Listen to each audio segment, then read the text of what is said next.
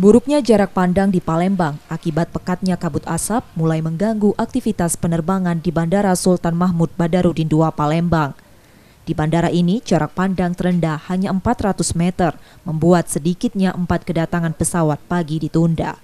Penundaan dilakukan lebih pada keamanan penerbangan karena minimnya jarak pandang, terutama untuk pendaratan.